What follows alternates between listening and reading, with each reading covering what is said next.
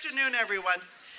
I'm Betty Shanahan, the Executive Director and CEO of the Society of Women Engineers, and I have the great honor and privilege to introduce my colleague, Mr. Kim Allen, a Fellow of Engineers Canada and a professional engineer. Kim is the Chief Executive Officer of Engineers Canada, which is a national organization of 12 provincial and territorial regulatory associations that license Canadian professional engineers. He has more than 20 years of accomplishments as a chief executive in the public, private, and association sector, and comes to it as an engineer from the electrical engineer from the University of Ottawa, and also an MBA from the University of Toronto Rotman School of Business. In addition to this wonderful pedigree, why I'm particularly excited to introduce him is because of his ability to drive strategy within Engineers Canada and his commitment to diversity. So I think it's the right person to help us pull all these great parallel sessions together into an overall roadmap. And I just want to highlight, I have a couple copies of some of the publications that have come out of Engineers Canada under his leadership in improving diversity in the engineering profession and in the engineering workplace. So I'm so happy to be able to introduce such a champion for diversity in engineering as Kim Allen.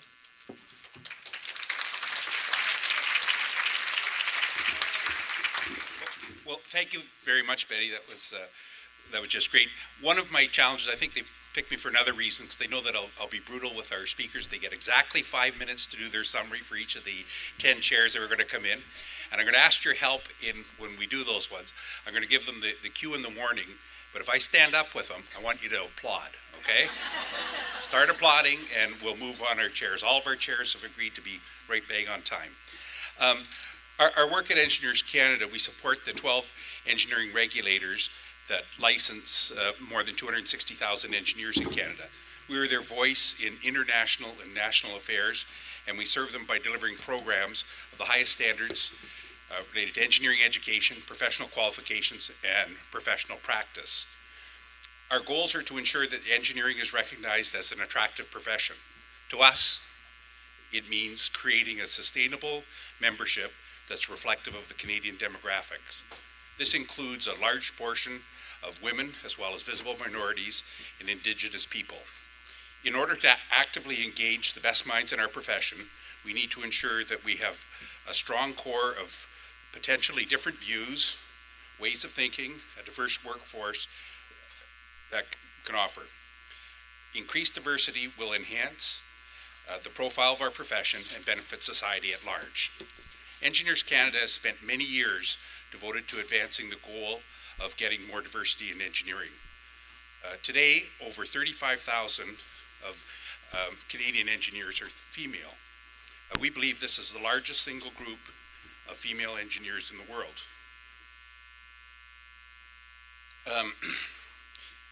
This is something that we're very proud of, we celebrate, and we continue to encourage. However, it only represents 11% of the Canadian professional engineers. Women are the largest underutilized resource ensuring the sustainability of the engineering profession, addressing the needs of Canada and its future.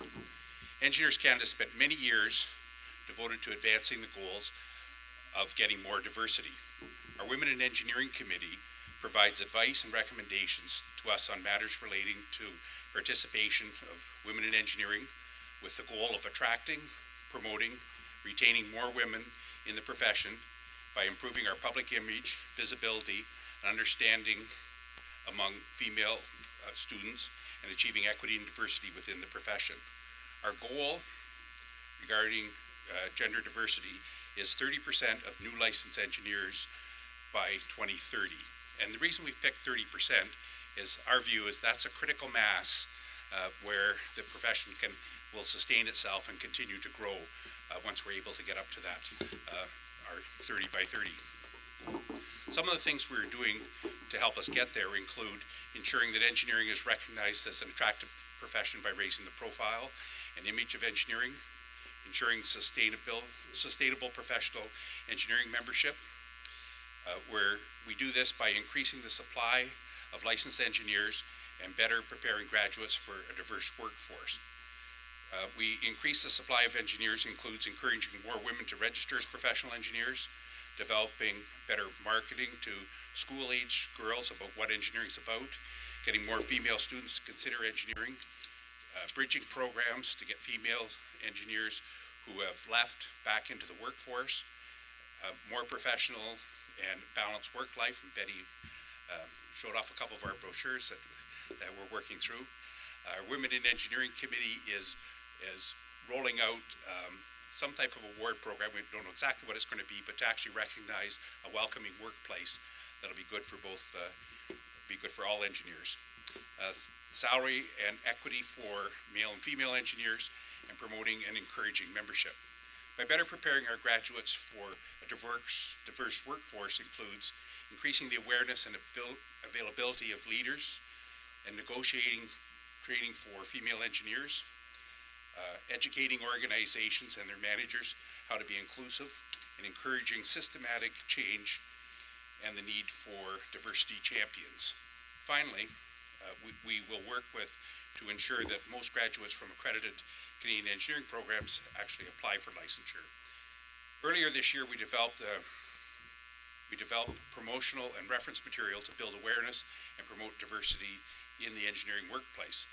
These brochures identify the attributes and policies of a workplace that are welcoming to women and other underrepresented groups, communicated business advantages of gender and cultural diversity of the workplace. We're partnering with a number of researchers, including one of the NSERC chairs for women in science and engineering, Dr. Elizabeth Croft, who you'll hear from. I think she's number 8 on the list that you'll hear from her session a little bit later. Of why few women are reaching senior management in engineering firms. It's called Enduring Engineering Success.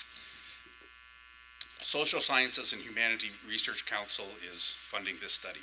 The research aims to better understand and dismantle the obstacles that the workplace culture can create for women in engineering, and bring sustainable change in retention and advancement of women in the engineering profession.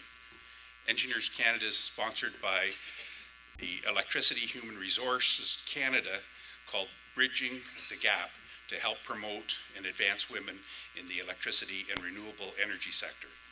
As of March, the Canadian Science and Technology Museum launched the Canadian Women of Innovation, a virtual exhibition as part of the museum's International Women's Day celebrations.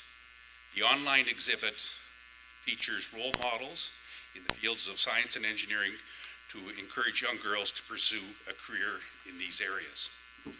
Our university enrollments show that women are enrolling in engineering by increasing numbers year over year. We continue to study the trends in enrollment at the engineering institutions to help us understand who is going into engineering. We maintain database of the undergraduate and graduate engineering enrollments and degrees awarded, and collect data from the engineering schools across Canada. Every year from this data, we produce a report called Trends in Engineering, Enrollment and Degrees Awarded, and the 2012 report will soon be available on our website. There are 272 accredited engineering programs at 43 higher education institutions across Canada. The total undergraduate enrollment in these programs are 70,201. Of those students, almost 13,000 are female, which represents 18%. And interestingly enough, last year the enrollments grew by 8.8% female and grew by 5% in male. So about a 50% higher growth of the female than there were of the males. Female students are most likely to be in biosystems engineering. It has almost 43% female. However, only 3 other programs have attained that critical mass above 30%. So environmental, geological, and chemical engineering have achieved our critical mass of 30%. The least likely continues to be software engineering.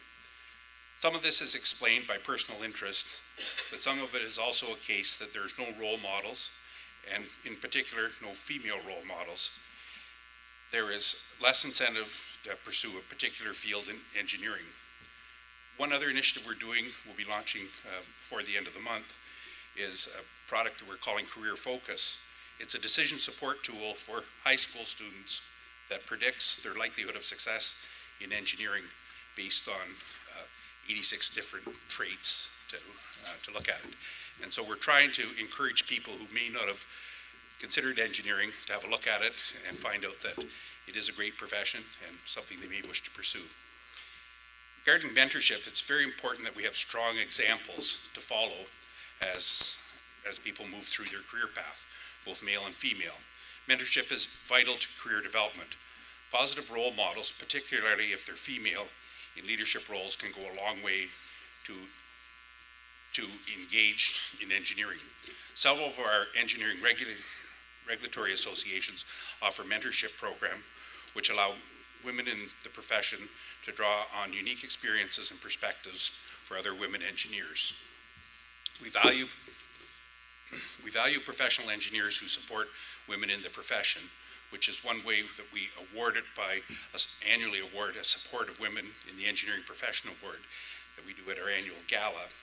This award is presented to a professional engineer for outstanding support of women in the engineering profession and for engineering excellence. We also are creating a second award for women who support other women in the profession. I'd like to thank you for your time and your interest in learning more about what we're doing. You can go to our website, it's engineerscanada.ca, or you can follow Engineers Canada just on Twitter at Engineers Canada, or you can follow me, Kim Allen, PN. Those who are doing it, you'll see in the presentation, I actually use some of your tweets during the next little part of the presentation. Great way to get a conference summary very quickly when you're trying to pull one of these together. We also provide daily media reports and a newsletter to keep our members or anyone else who's interested current on engineering related news. And again, you can log on or you can click onto our website and get both of those publications for free. I'll be around all day tomorrow, the rest of the evening, regarding any questions you may have on how we can work together in the STEM fields. Now, I'd just like to walk through a couple of those ones, and a lot of these were from things that I found particularly interesting from our various speakers, and many of you tweeted them out. So if I misquoted your tweet, sorry about that, but here we go. But I think with one award that we looked at, incorporating gender dimension in science benefit both men and women. We need you to sustain intellectual excitement when you return home. So we saw lots of excitement, lots of energy today. How do we keep that going for the next few years? Another one that I think really caught my attention was that we all do this work because we believe in the power of women in STEM fields. We must be committed to engaging young women in STEM to lead the pack for science and math achievement over the next decade. It's how do we generate the spark in the eyes and the fire in the belly. Diversity boosts creativity and research and innovation. Benefits for all. Done from a Canadian, so I'll just include the Canadian there, but it's benefit for all to tap the full pool of talent in STEM. We actually think it's benefit for all Canadians, so keep on doing all your work. So,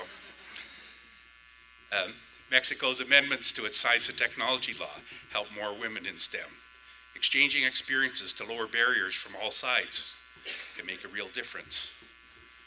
We need to have the courage to be the gate openers for all women and men in STEM. Sometimes it helps to have policies to do the right thing. I thought Allison summed it up nicely that my mom made me do it. You can never tell what sparks a child's interest. And as we heard from Julie Payette, talked about the Apollo one, but it was how do we increase the number of role models? It really matters. Encouragement matters. Supporting people matters. The current scientific system has intrinsic structure elements that work against diversity. We need the full participation of women in science as women, not just as supporters of men. You don't need to get A's in science to succeed. What you really need is passion. I can go along with that one. Tell great stories in science.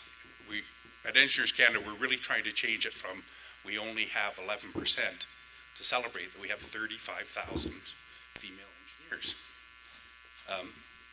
And I think we need to really work on how we get those very positive stories.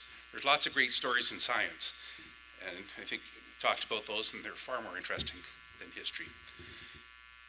Women are reporting, or the IMF report, that attending college is rising globally, but there's still a huge gap among the women studying STEM. Measuring to reduce gender inequities in budgeting results in gains for all. Again, there's 50 to 60 countries that incorporate concept of gender bias in budgeting, and the US wasn't one of them. Women should not have to choose between their family and a lab bench. Make diversity the cornerstone of excellence. I think that's something that we really all can just have as a very nice tagline and a very nice theme.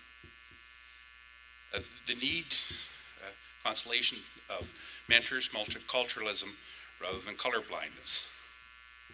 So with all of those inspirational ones that we heard, we're going to hear from the sessions on how we're actually going to build a plan to actually pull it together.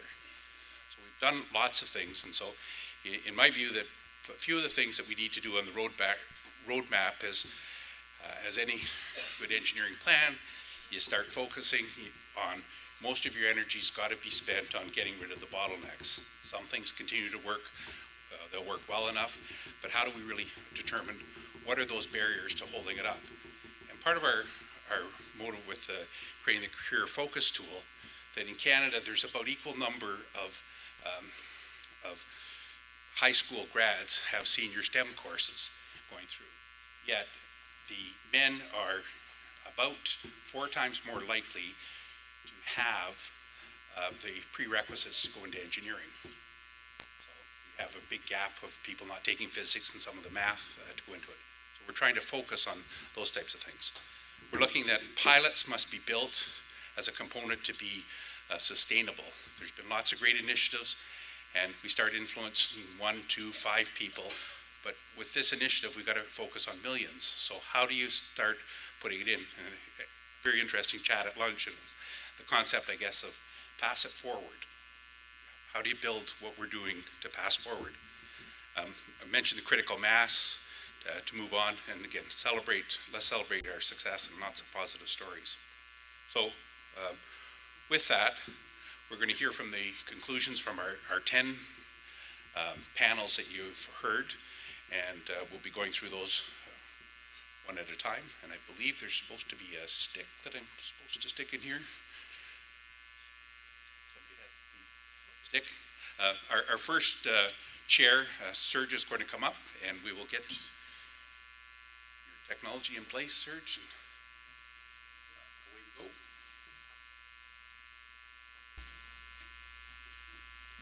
Okay, thank you very much, Mr. Allen. I know I only have 5 minutes, but I can't start without acknowledging the outstanding presentations that we've had in our session. They were really, really outstanding. And we also had a really outstanding rapporteur that is sitting over there. So without those quality achievements or quality presentations, we wouldn't be able to have a good report here. So I know the 5 minutes have started. So the first, the first slide is really as to the why. We were in the session cultivating and promoting future leaders. So why? We talked about a lot of things, but first, because mentoring, which was one of the subjects we talked about, because mentoring is beneficial. Thousands of research publications serve as evidence for importance of and effects of mentorship. The evidence is there.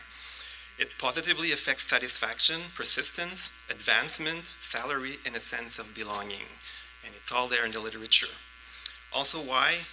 Cultivating and promoting future leaders, because organizations need a pipeline full of diverse talent to equip them for a diverse future set of leaders. And also because leadership is a learned behavior. You have to learn from experience. The earlier you start, the better the training will be. As to the what, cultivating and promoting future leaders increase the sense of belonging of women in STEM fields. Exposing boys early to successful women in STEM will dilute biases in time. It increases the number of same-sex mentors for women to decrease the potential implicit attitudes that there might be. Also address diversity in the context of the organization's objectives.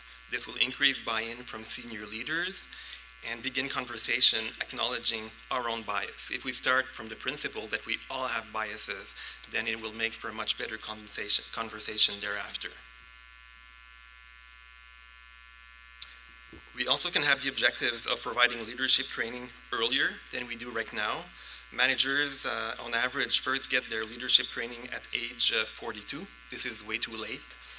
And another objective is better sensitize potential role models on the importance to act as catalysts for young people. And the how? By having mentoring coaching circles. We've had a very good presentation on the benefits of mentoring circles. These are small group discussions on issues of concerns. They involve group problem solving and so on. I invite you to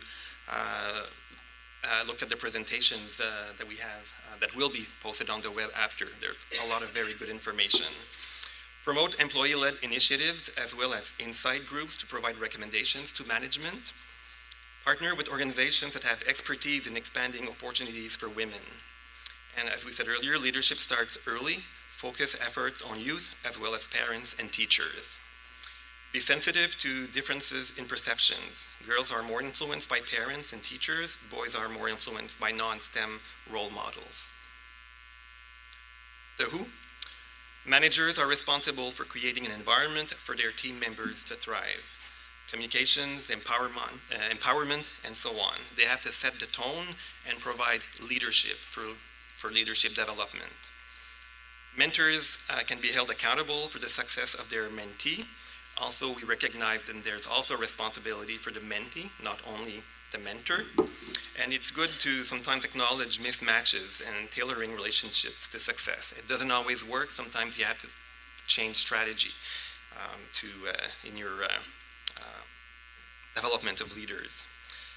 Influencers are varied: family, role models, teachers, friend, and one thing that is very important, we are all role models.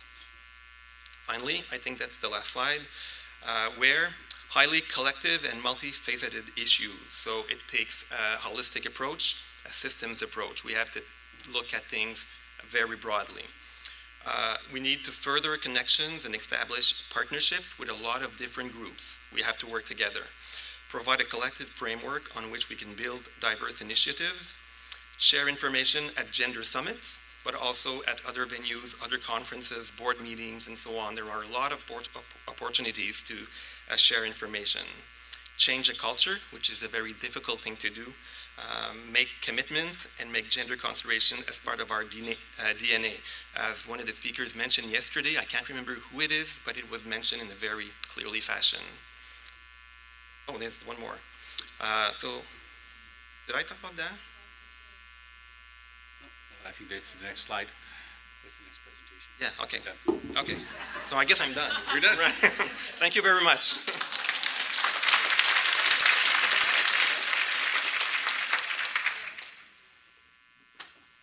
Thank you very much, Serge, for setting the tone. He had 15 seconds left over, so well done, Serge. I even was so keen, wanted to do someone else's presentation, so very good. So our next speaker, we have Risa Sargent. Here we go. Hi, everyone. I won't spend much time on introductions or anything, but I do also want to thank our wonderful panel. We had 6 early career women and a great rapporteur as well. And so we were talking about... Oh, sorry. Oh, sorry, yeah, that's not. So I was in the early career scientist session, So obviously this is a very important part of someone's career. If we're going to fix the issues of women in science, we have to start where we know the pipeline is leaking the most, and that seems to be around that postdoc stage. So it's important because decisions made in early career have huge consequences for future career success and retention of female faculty and, other careers in science. People are still learning the scientific landscape at this stage and the function of science systems, and yet, as someone in our panel pointed out, these people are early in their careers, but they're mostly in the middle of their lives, so it's a very sensitive and vulnerable time. This stage is essential to effective career development and planning, and it's essential to fixing the leaky pipeline. So what do we suggest? We suggest that the adoption of policies that ensure that science is an attractive and viable long-term career option. So consider special circumstances that women face. For example, these are their prime family building years. There may be discrimination, etc. And improving institutional and funding support for women at vulnerable career stages. I myself am the result of a program that NSERC had up until a couple of years ago to allow departments, science, STEM fields to hire early career women, and so that's how I started my faculty position. I was a Women Faculty Award winner. Target issues that are particularly important at determining the outcome of early career stage. So for example, work-life balance, dual career couples, new faculty support systems. In the short term, one thing that our panel came out of our panel is we have very little statistics on people in this life stage. So how are we going to implement change if we don't know who these people are, what their challenges are, how old they are, etc. We need to identify and implement opportunities for and information on networking, mentorship for early career individuals. A lot of people start at a new institution, early career, either as a new faculty member or a postdoc. They don't know anyone, they may be in a foreign country. Not that many institutions have any kind of support. This is a simple thing that could be changed either through a combination of institutions and funding bodies. We could better facilitate career and life transitions, parental leave, benefits. A third of people in this stage have children. Some of them may not have benefits if they're postdocs.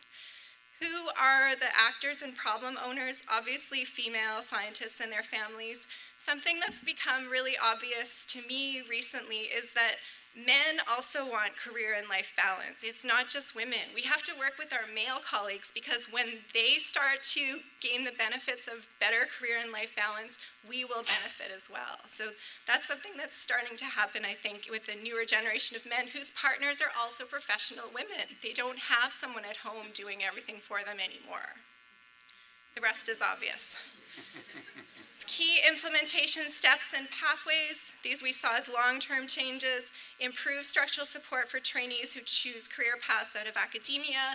Most people in STEM training programs will not end up as academics, and yet they receive almost no mentorship or information on how to move into a career in science that is not academic. So that's something that needs to be improved. Better alignment of career and funding incentives. So for example, a faculty member may want to train a lot of people who go on in academia because it looks good on their NSERC, NSF, CIHR, whatever application, but that might not be in the best interest of students.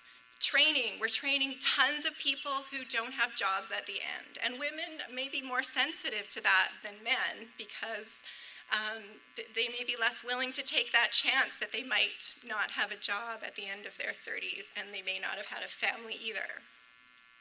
We need to improve the disconnect between the team-driven nature of STEM versus the individualization when you're an actual faculty member or whatever, a leader in the field. This is sort of a big topic, but in Europe, there seems to be better opportunities for people to stay in a team setting rather than having to own a lab, run a lab, which could be a very crushing thing to somebody who's also trying to have a family at the same time. There may be ways that we could build career options into the STEM disciplines. And finally, better recognition of non-traditional types of service for faculty members. So this again speaks to the topic of, are we helping people with the reality of what's happening at the end of their training, or are we just helping them to do what we think is best for our own careers? And this is again as faculty, as deans, as institutions.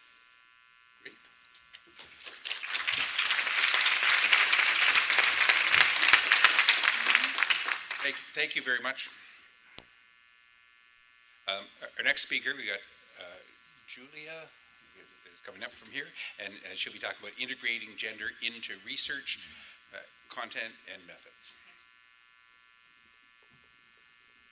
Well, let me start by thanking a fantastic session, my colleagues Joelle, Loana, John, and Jennifer, and especially the rapporteur, Sarah Miller, who I'm planning to invite to come to Mexico to work with me. Okay, so let me go through the slides. We are following the format that Elizabeth suggested, which turns out to be very good, very precise. And let's start with the why. Well, why is because sex and gender are biased in research, and it is expensive in terms of life, costs, and pain. It limits scientific creativity, excellence, and benefits to society. And sometimes it ignores gender similarities, which is also very important to understand. And meritocracy limits gender equity. There is a need to reduce the merit gap between men and women, academics, especially in STEM faculty. What? Well, integrate sex and gender analysis into each step of the scientific process. Analyze why in meritocratic systems, women academics as a group and individually are judged less able, less deserving, and less valuable. And to understand gender differences and similarities in healthcare. How? Well, we have to consider, analyze, and report sex in research studies, including stem cells. We have to report also the null findings in sex difference, because similarities are also important to report. Integrate gender studies into the engineering curriculum, eliminate competing victim discourse in health sphere, and bring current generation of researchers up to date in methods of sex and gender analysis. Well, who? Well, there are many who's, because this is a very important project. How to integrate gender into research, content, and methods is very important for the Horizon 2020 that we have been hearing about, and it's very important related to the new addendum of the Law of Science and Technology in Mexico. So it's granting agencies, hiring and promotion committees, editorial boards of peer-reviewed journals, industry, teachers, researchers, students, the health system, universities, and of course also policymakers. And where? Well, in funding agencies, they can ask applicants to explain how sex and gender analysis is relevant to their proposed research, to adopt the concept of merit related to opportunity, prepare guidelines on this concept for evaluation committees. Evaluation is a big issue, as we have seen in the other presentation. Publication editors can require sex and gender analysis when selecting papers. Teachers can integrate the result of gender innovations into the curriculum. Researchers can conduct in-depth studies that incorporate gender issues. And industry can create products and systems that incorporate these smartest aspects of gender and can stimulate new markets, global competitiveness, and sustainability. Actually, we heard about a robot that has gender, right? Thank you very much.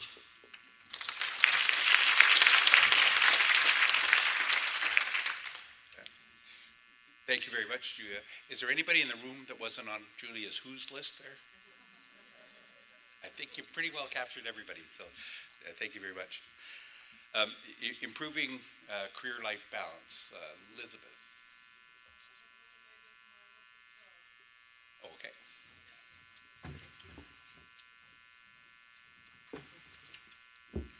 Hello, I'm not Elizabeth, but Elizabeth was our chair. I'm Renetta Tull, the rapporteur. And so this was the session with Wanda Ward from NSF, Marianne Mason, who was the first graduate dean at Berkeley, Cynthia Jameson, who is professor emerita of chemistry at UIC, and Nadia Ghazali, who is university president and professor of mathematics in Quebec City. And so the why, we talked about policy and advocacy and how we need guidance for institutions, recognizing and tackling common obstacles, policy-oriented advocacy.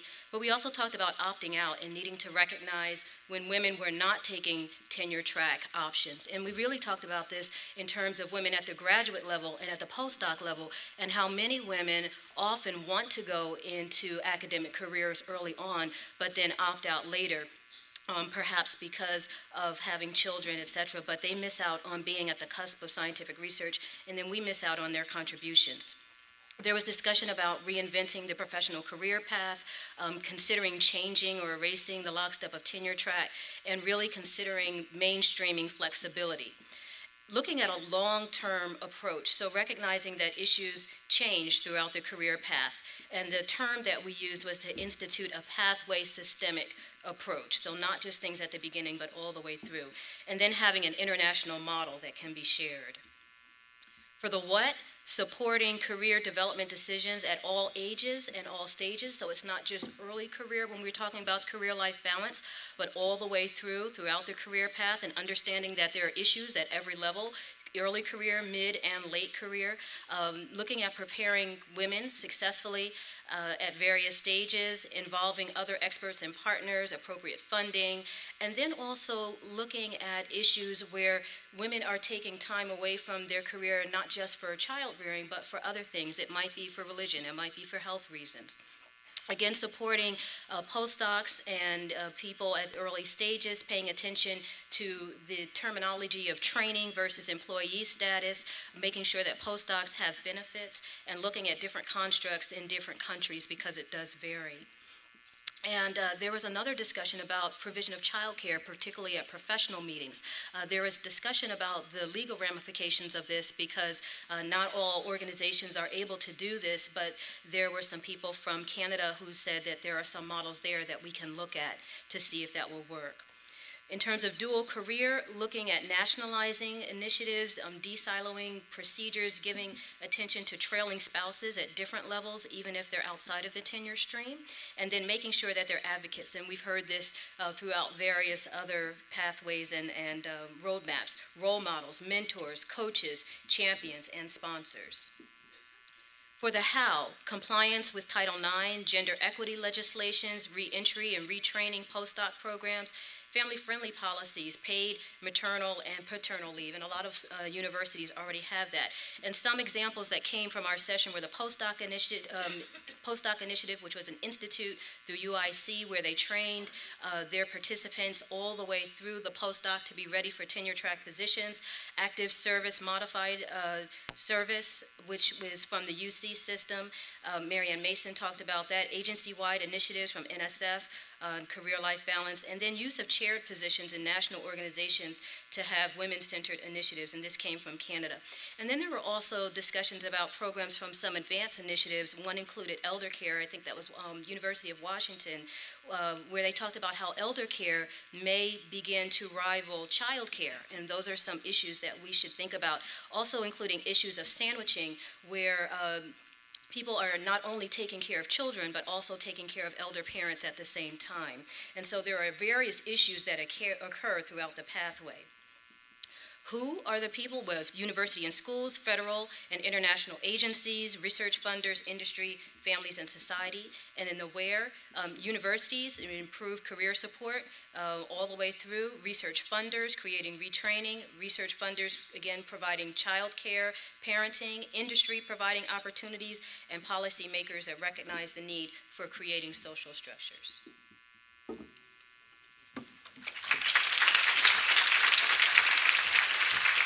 Thank you very much, Renetta. Our next topic is on creating and sustaining networks. Hi, I'm Tricia Rankin, University of Colorado Boulder. We had a great panel and we had a great rapporteur. So I'm not sure how much I need to explain why networking is important. Basically, everybody at this meeting is doing it, and it's got proven value. So let me we want to focus on what networking strategies are actually effective in a given context, and how we can make networking opportunities more valuable both for individuals and organizations. We think it's a win-win. We need to make the case it's a win-win. And also research around the interplay of networking and efforts to advance women. So we really want to broaden the adoption of networking as just an automatic professional development practice. And we also want to institutionalize networking as much as possible as an effective mechanism to support diversity. So we think we should do how. We should survey networking approaches among communities of practice, disseminate the findings, research how networks actually start, how you create them, how you sustain them. I think we've all had the experience of having an active network that sort of disappears in a couple of years. So identify best practices. When it comes to some young professionals and some cultures, address why people might actually be reluctant to network, even though they know it's a good thing to do. One of the strongest recommendations that we came out with was that if things like the US News ranking of universities included diversity as a ranking factor, that would make a big difference to the attention paid to it. So I wanted to stress that point. Thank you.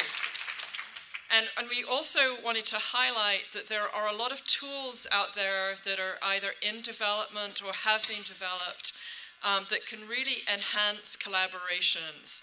And we'd like to encourage people to sort of have maybe a central repository of those tools and really to start using them. Who, the actors, actively pursuing networking as a career development strategy. That's an individual responsibility. It's also an institutional responsibility to encourage.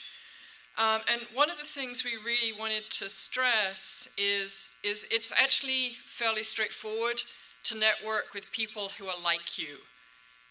It's harder to network across boundaries and across cultures and across fields, and more the sorts of problems that we're facing as a society require those very broad networks and collaborations.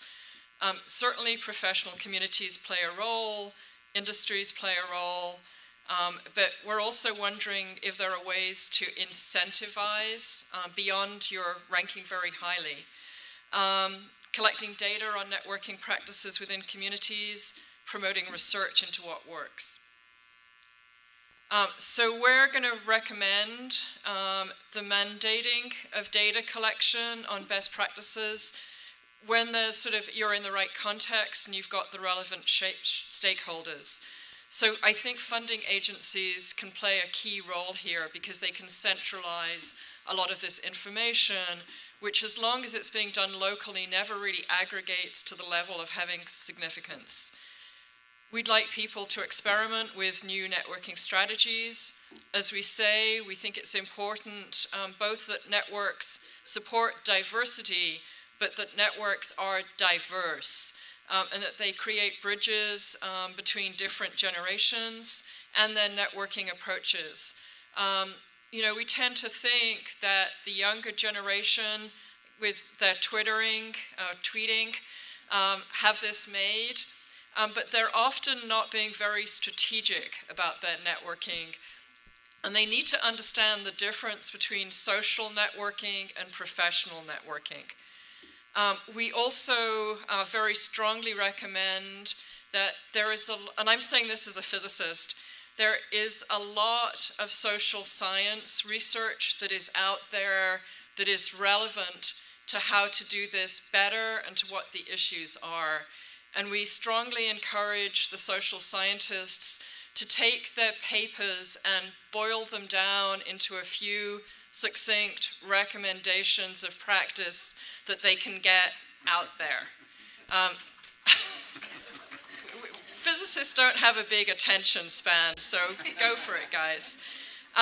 We also believe that it's important to frame the issues to allow the senior leadership of organizations to actually understand the issues.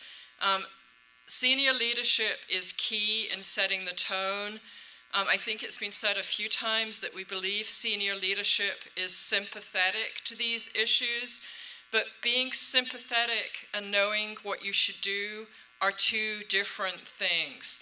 And thinking a bit about how you sort of frame this in a way to grab people's attention, and also maybe how to get things into actual continuing budgets so they survive transitions in leadership. Thank you.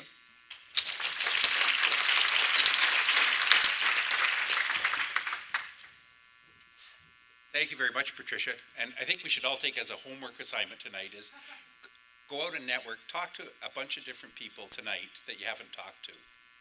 We all tend to hang around in our own groups and all those things, and so I think, Patricia, that's one thing that we can put to action right away, so let's do that tonight and see if it makes any difference and go back to work. So our next speaker will talk about transforming the role of gender in STEM and communication. You have the chair, sorry, Sherry. So we also had a fabulous panel and a great rapporteur, Susan Pell. Thank you for your help. The nature of our discussion didn't lend itself so much to the great template that we were provided, so I'm just warning you about that. We were looking at communications very broadly defined and coming at it from a variety of different perspectives. Looking at the on-screen media portrayal of women, the participation of women in media industries, cultural diversity interventions with engineers, how men and women communicate differently, environmental contexts and how they can cue stereotypes and constrain performance. So I'll go through our report, but it wasn't quite as neat as some of the previous. So for the why, clearly women are facing gender bias in the workplace. Again, this is understood and well reinforced throughout throughout all of the conversations that we've been having. But underrepresentation, specifically of women in media industries and in both behind the camera production, in news and on screen, and stereotypical portrayals clearly feed into perceptions about women's role in STEMs and science. In terms of the what, the priorities and objectives, documenting the extent of the underrepresentation and understanding and identifying the intricacies of gender biases, understanding how social context influences interactions, and really our session was really about I think better understanding the terrain and the dynamics that exist psychologically, again, something that's come up in other sessions, and looking at the differences in communication styles between men and women. Again, in terms of how role models clearly change stereotypes, so it was useful to get a raising of hands in our session for how many of the women in the room, when they're asked to be interviewed in the media on a related issue, they all said that they always respond positively to interview requests. That's not my experience in dealing with scholars generally, but it's really important that if you're working in STEMs, you have an opportunity to change the perception of who does what, that you take advantage of that. Creating threat-free environments, and threat-free environments were essentially arenas in which there was clearly a gender sensitivity sort of policy, decreased the likelihood that people would experience negative interactions or feel burnt out. And so clearly having some policies within organizations help. Fostering community and belonging, increasing awareness and education as part of those policies, providing training that helps people recognize and minimize the cues to stereotyping threats.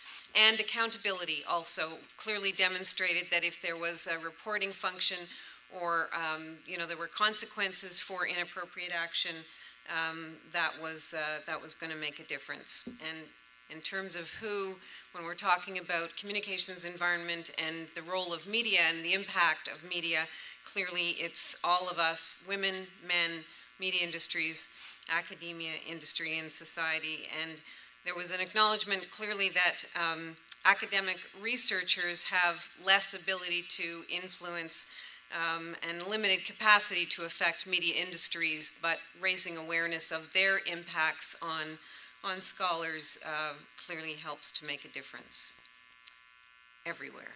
Yes.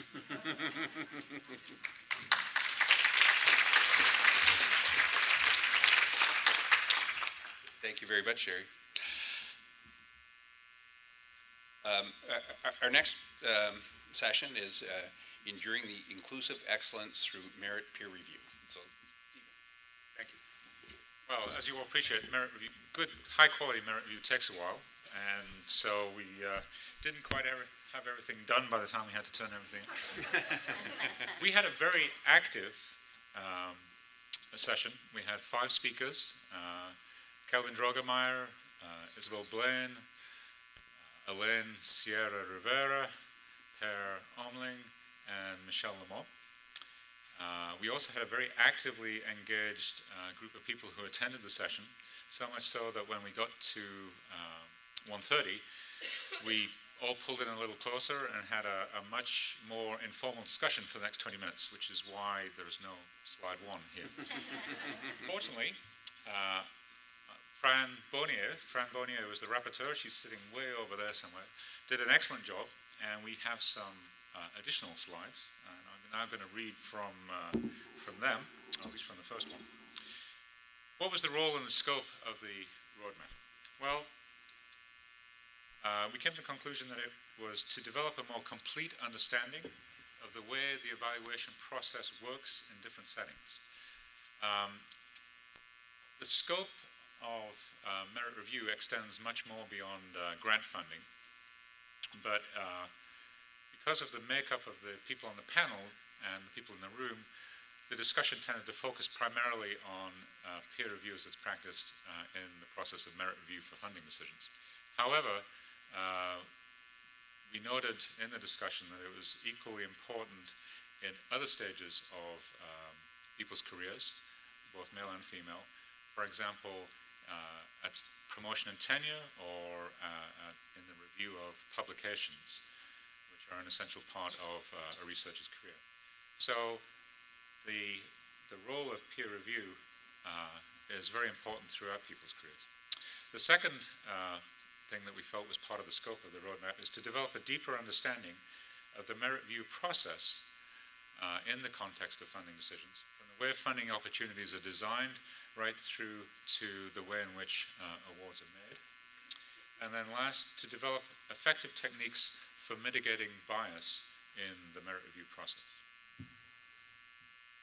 Now, reviewer number 1 didn't turn in their review, but reviewers number...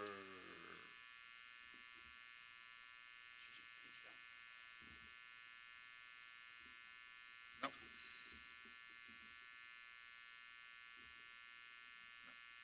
Okay, I shall return to this. So we did actually turn in something. So what? The priorities and the objectives. We felt that the priorities were to understand the extent and nature of bias in peer review, and where it was present, to know how to mitigate these biases. One conclusion that we came to from reflecting on things that have been said in previous sessions is that there is a lot of research out there on the nature of bias, the fact that everyone practices bias, whether they intend to or not. What we felt was important was communicating the fruits of that research into the merit review process in order to be able to recognize bias when it occurred, to improve the quality of the merit review process, and to compensate for bias when it did occur. How? What were the achievable actions and measures that we thought?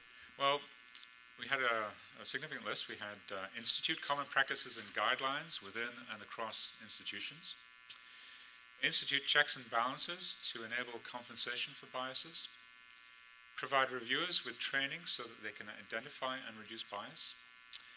Something that touches back to Julia's report, where gender is a significant component in the topic of the research itself, ensure that gender is appropriately incorporated into the methodology and include a review of that appropriateness in the merit review process.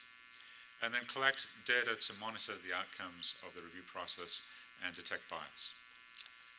Who are the actors and problem owners? Well, funding agencies, reviewers, both the ad hoc reviewers and review panels and committees. And also, outside the scope of review of funding proposals, we felt that actors and problem owners were also journal reviewers and promotion and tenure committees. What are the key implementation steps and paths? Some of the ones mentioned were arrange a consultation session at the next Gender Summit, where funding agencies are called on to present data, describe their bias mitigating processes, and invite feedback and advice from the audience. Another one was to explore means for increasing the centralization of access to data, creating a central access point for data from multiple funding agencies in multiple countries so that people can get a better understanding of how the processes work, which are working well, where there's room for improvement.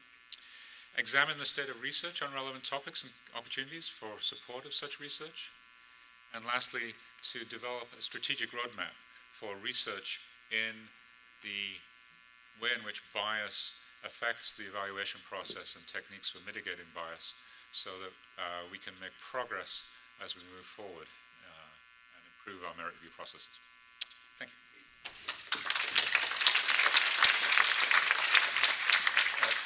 Thank you very much, Stephen. Just get this fixed before Elizabeth comes up.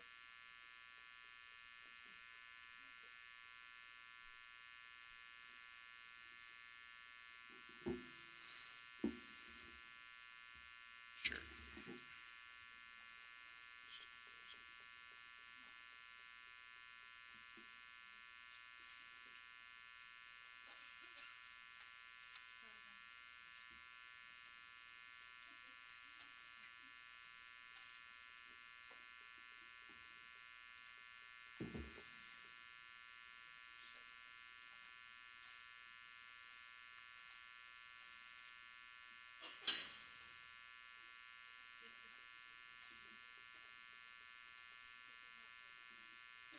We're going to extend her 5 minutes.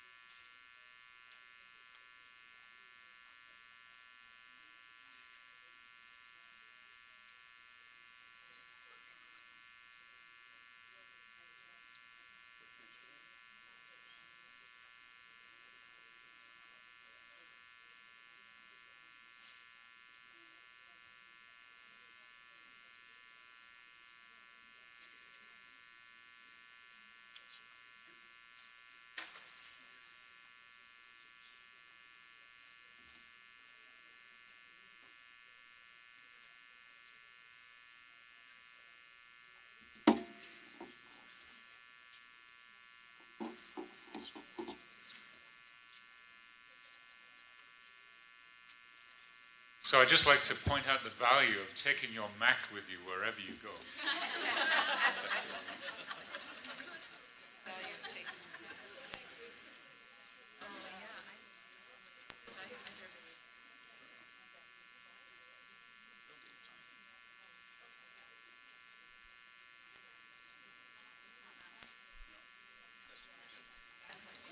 Well, okay.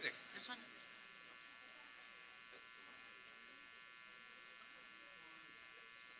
Put it in with stick patted down.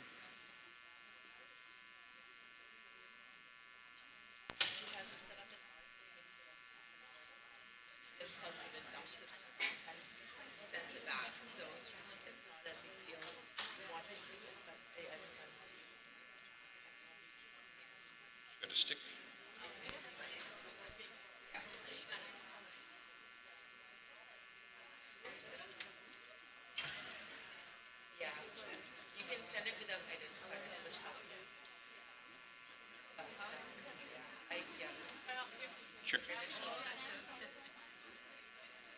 That's just Elizabeth? Sorry, so the Microsoft suggestion would be to send her the match, already matched data. Okay. Like in one line. The three Do yours and then we'll stick for the other. side, like three. Two left after that. Yeah, a bunch of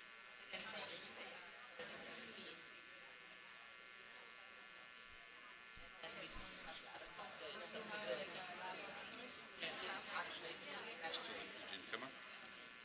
Yeah. Oh, there it is.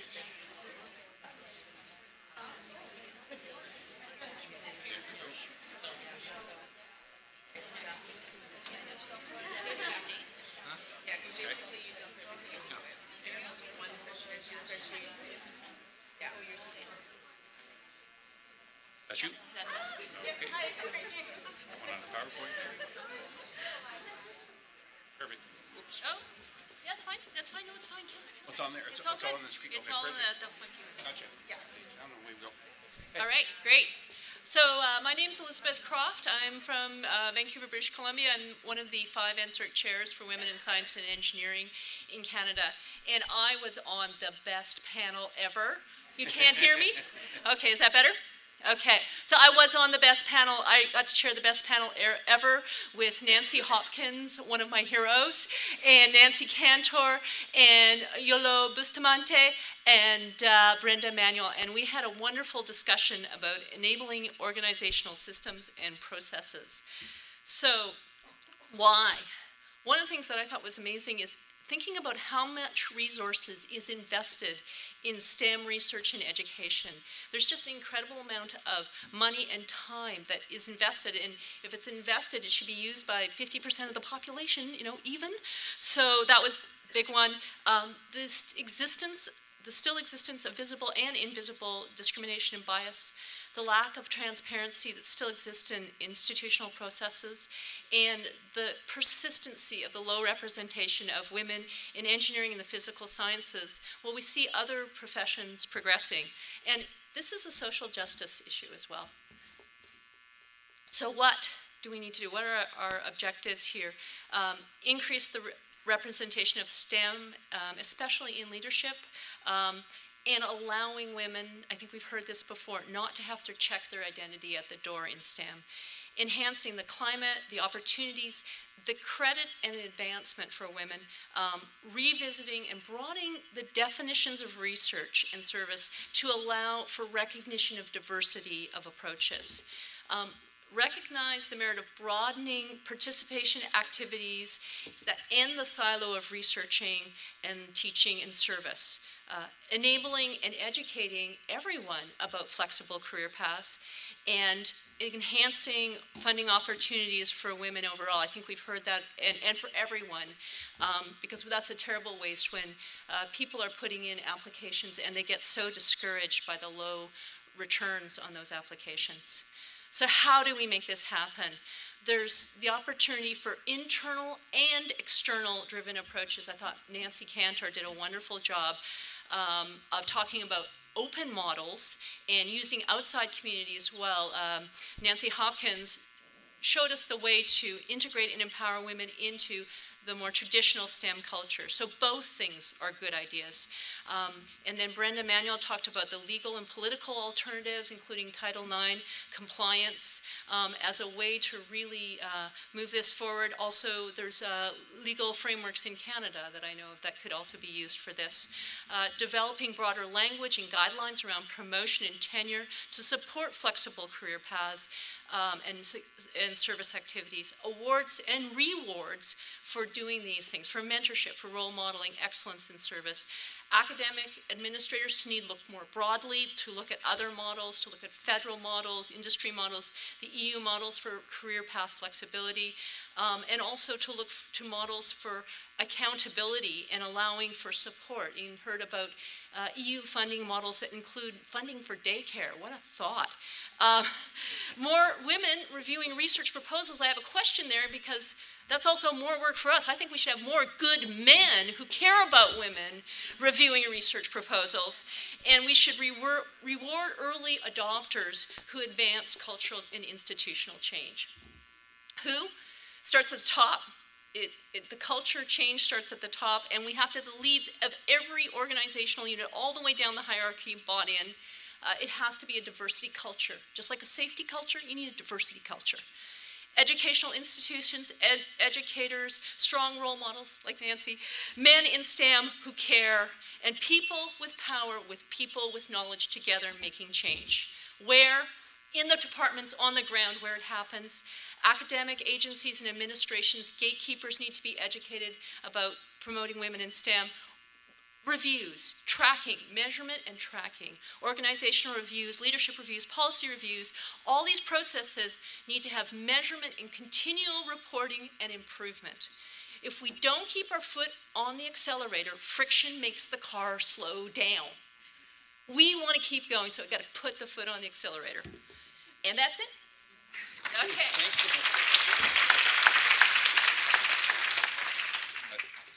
Thank you, Elizabeth. I'm just wondering if we got the other two presentations. Still need the slide or the file for the other two presentations.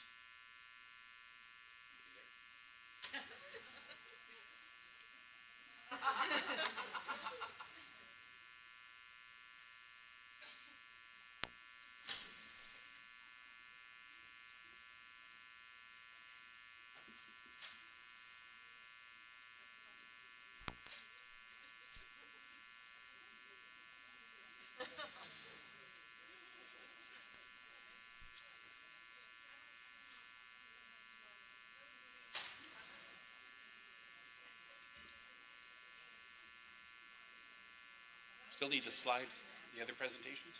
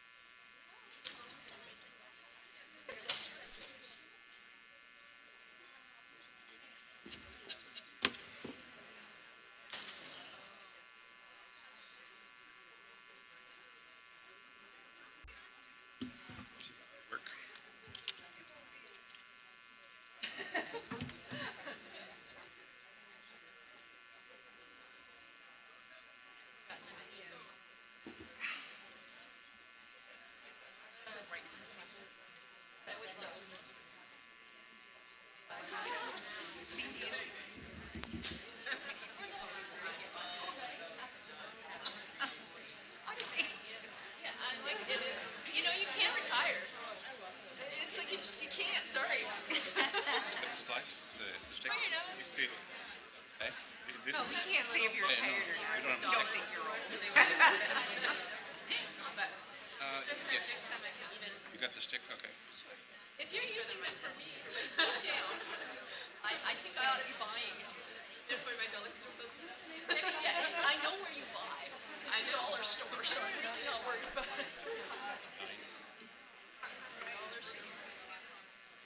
Is that your? We need number 8 and 9. I have 9 on here. Here. Got 9. Oh, no, don't go away with yours. Which one is it? Okay. I see 8, you? That's number 9. Take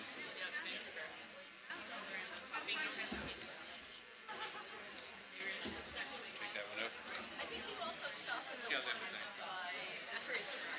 Yes, I do. I go to the one that's the notes dollar store.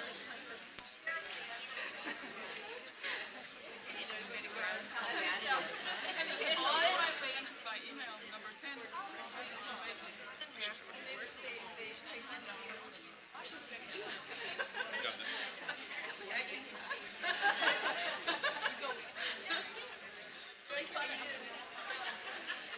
Yeah, that was the exact one.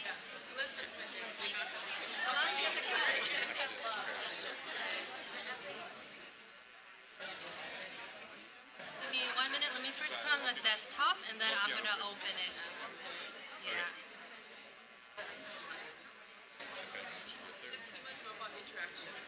She was recently in, what did you all make to us from Economist? So they're missing number 9. So we have number 9, and then we'll go down, make sure we got 10 also. They need 9. Perfect. Okay. Pop that up. 10's on there too. Right, okay. Trailblazing. That's good. See everything on there? Good, good. That's all we got. We're good. You good? Okay.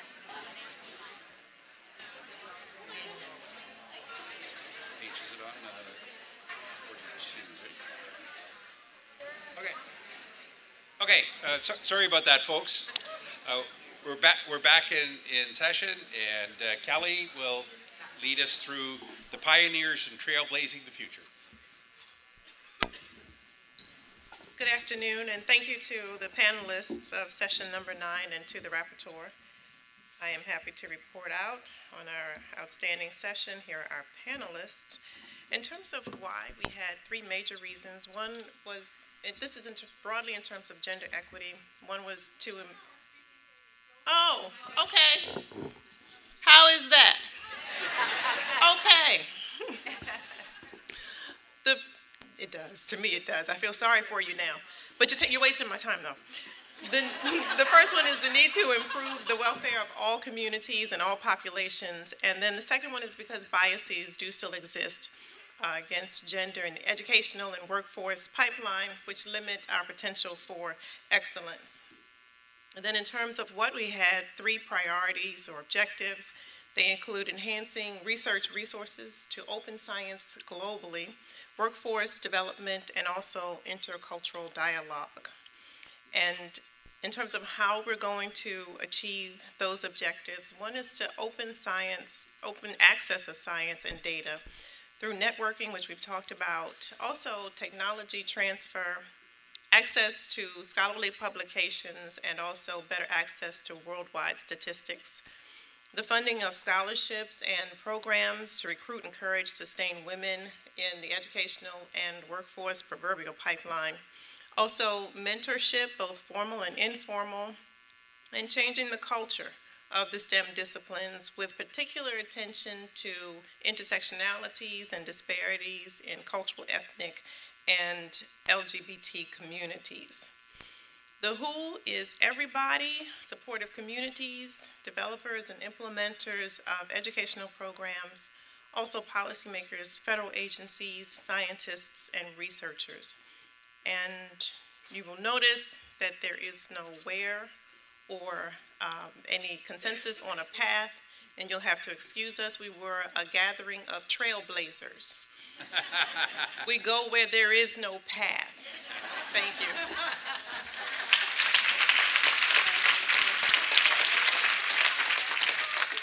Thank you, Kelly. So I guess just straight up over the mountain, away we go. Okay, our last one is creating bridges with the European funders.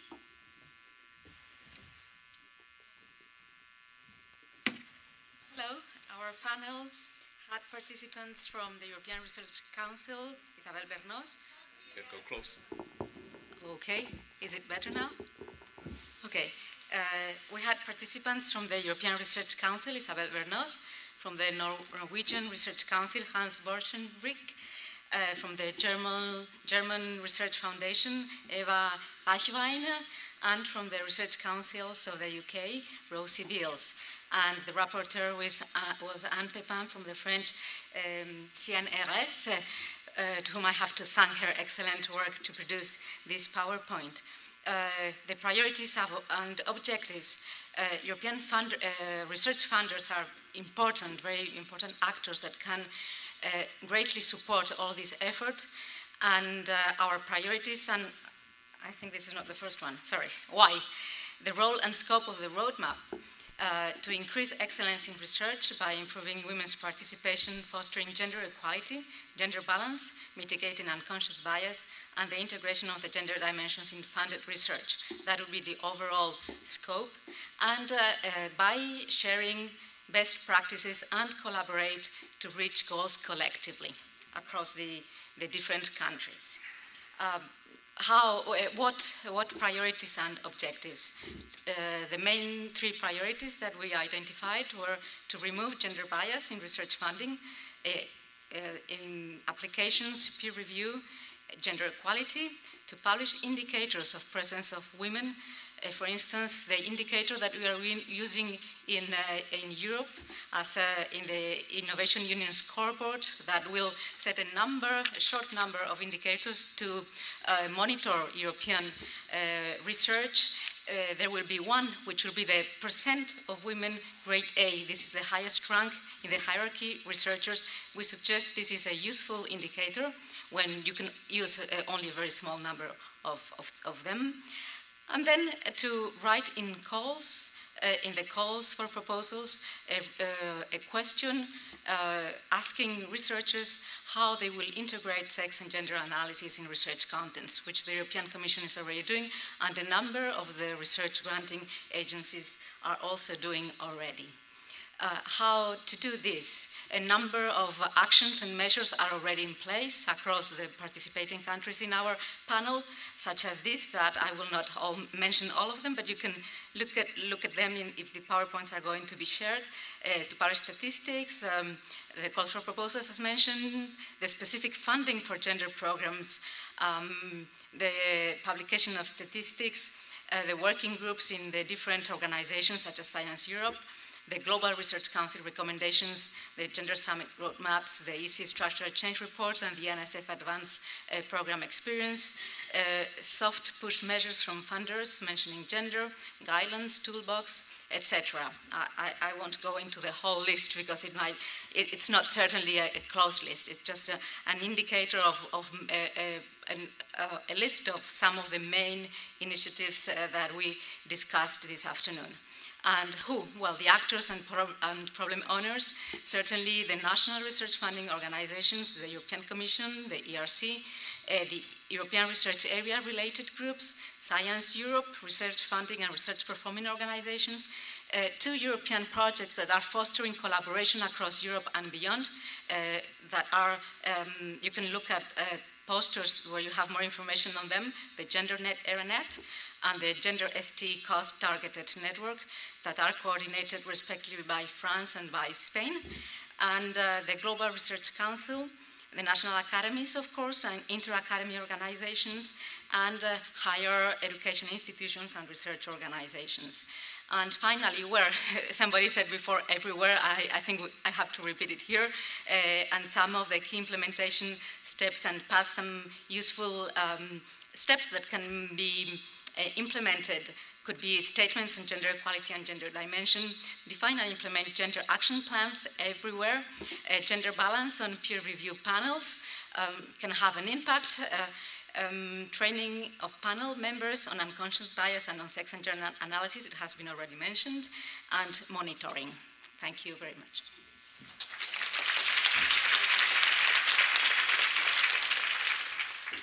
Great, thank you very much, Inez. If I could ask Betty to come up to the stage, just for a second.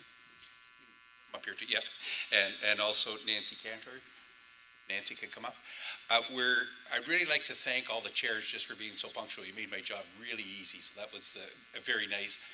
They've freed up, we've got about 10 minutes for any quick questions, comments that people may want to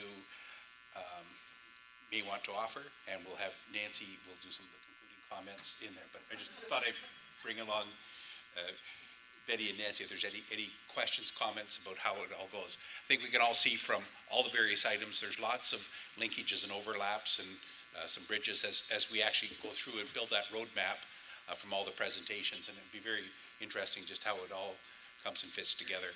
So I don't know if there's anyone who has any comments, suggestions, thoughts, ideas before we move on. Time for networking. Okay, seeing nothing, then we'll have job that was real easy. So Nancy Cantor is the Chancellor and President of Syracuse, and thanks, Kim. And Go Orangemen, is that it? Certainly not Orange Men. Well, Wanda and Elizabeth asked me to say just a few words about going forward, and I think the most important thing to say is that you all are really good social psychologists. So I'm a social psychologist. So groups and diverse groups do better problem solving. It's a fundamental, do we get to say law in social? It's a fact. Kelly says it's a fact. And the roadmap is already really populated by what happened in those sessions. So going forward on behalf of the planning committee, but really on behalf of this diverse, multi-continent, multinational, multi-ethnic and racial, and every other aspect in this room, multi-gender, sex, right? We are building what Wanda asked us to do. We are building good action, a recipe for good action. And that's what we wanted to have come out of this summit. So going forward, what we will be doing is taking all the roadmap pieces, beginning to put together some roadmap report, but depending on you going on that online social network, populating it with more and more ideas. Clearly, we want to make explicit all the implicit processes and ideas that are here. Clearly, we want to cross all those boundaries in the networks. Clearly, we want to take into account the complexity of the context and the intersectionality that was talked about. We cannot do this in any simple form, but it's really got to be a roadmap that everybody takes collective responsibility for. And I think that's the most important thing that really was true in all 10 groups, and certainly over the last 2 days. This is the last moment when we'll all, other than the networking, when we'll all be absolutely in the same room. So we thought it was really important to underline that going forward, we've got to find a way to marshal this same diversity of energy and intellect and ideas and implicit biases, making them explicit, doing what is best that we do, right? Creating a really complex recipe. Because any simple recipe, and I know there was one recommendation that social scientists should make everything translate simply, ain't gonna happen. Any simple recipe has been done before and hasn't been sufficient. Might be necessary, but not sufficient. We have to capture the complexity that happened in the last 2 days, and that will happen again tomorrow when we look at all kinds of different particular global challenges in which gender and sex make a difference, right? And when we look at best practices and share them, we've got to get all of that into this complex recipe for action. Who said that we aren't cooking anymore? We are creating a recipe here, the kind we like. Let the boys do the real cooking. We'll do this stuff because this will really make a difference in the future. We want to thank not only the incredible set of agencies and minds that went together to put together this, because we are again in the last moment together as one. NSF, obviously, NSERC, CONACYT, NIH, CIHR. Individually, Elizabeth and Wanda, and I know she's going to try to sneak out the door, but we won't let her, need to be absolutely commended for extraordinary work in putting this together. And then we had a set of wonderful sponsors: Elsevier, Texas Instruments, Society of STEM Women of Color, and IT Synergy. And then we had all of you. So I think the job is not done when we leave this summit, and that is the message we want.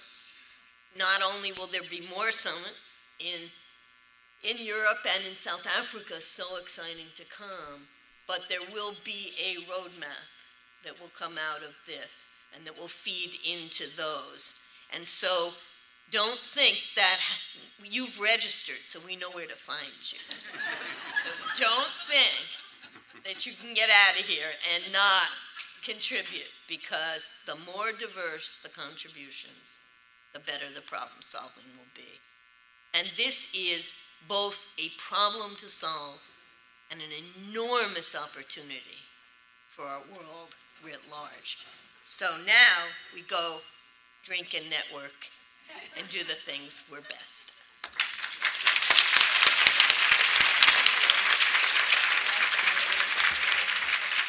at. Thank you very much, Nancy, for those remarks. I just wonder if we could all just give a round of applause for our 10 chairs. I thought a fantastic job.